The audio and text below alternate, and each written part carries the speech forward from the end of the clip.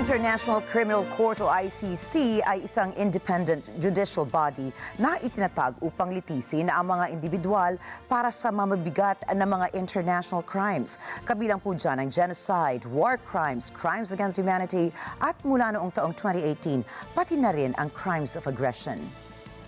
Itinatag ang ICC ng Rome Statute noong 1998 at opisyal na nagsimula noong 2002 at sa ngayon ang headquarters nila ay nasa The Hague sa Netherlands. Ang jurisdiksyon ng ICC ay sumasaklaw sa mga individual mula sa mga member states na nagbigay ng lagda sa Rome Statute at sa kasalukuyan mayroon itong 123 members sa buong mundo. Mahalaga ang ahensya para sa pagpapalakas ng pananagutan at katarungan sa pamamagitan ng pagpapataw ng kaukulang parusa sa mga nagkasala sa malulubhang international crimes. Nagsasagawa sila ng investigasyon, proceedings at prosekusyon sa mga individual na akusado ng genocide, war crimes, crimes against humanity, and crimes of aggression. Ito ay gumaganap na hiwalay sa anumang pambansang pamahalaan at mga international organizations. Kumikilos din po ang ICC upang suportahan ang pakikilahok ng mga biktima sa mga proseso nito at magbigay ng reparations sa mga naaapektuhan ng mga nasabing krimen. Isa ang Pilipinas sa mga unang bansa na lumagda at nag-ratify ng Rome Statute noong 2011.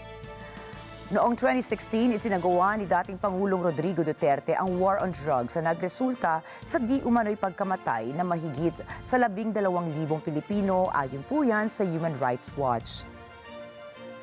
Pagkatapos ng 2 taon, noong 2018 naman, nagsagawa ng isang pagsisiyasat ang ICC sa naturang drug war na naghikayat kay Duterte na ipahayag ang intensyon ng Pilipinas na tumiwalag na.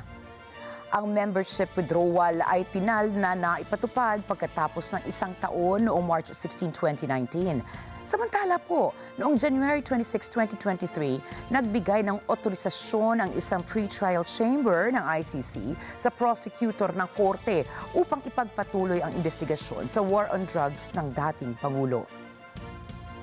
Ang investigasyon ay tumatalakay sa mga aligasyon ng mga krimen na naganap umano mula November 2011 hanggang June 2016 kabilang ang extrajudicial killing sa Davao City noong panahong alkalde pa si dating Pangulong Duterte.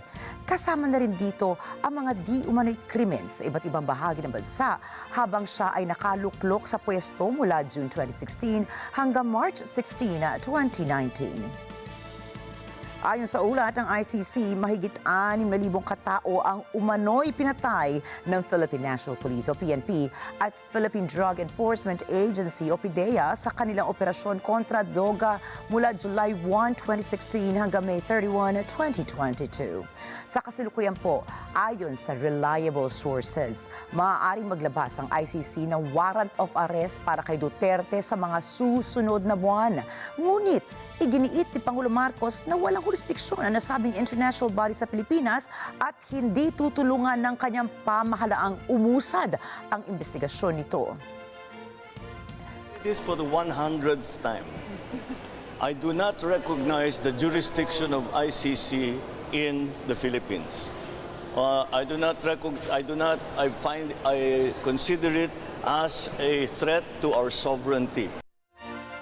Nagbigay din ang Department of Justice o DOJ ng isang legal brief para kay Pangulo Marcos upang ilahad ang ilang mga options hinggil sa mga arrest warrants ng ICC.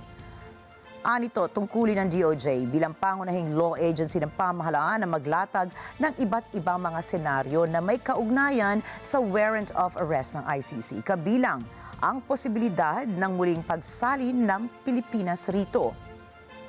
Gayunpaman, naninindigan ng pamahalaan ng Pilipinas na hindi nila aarestuhin si dating Pangulo Duterte at iba pang posibleng suspect ng ICC sa bansa.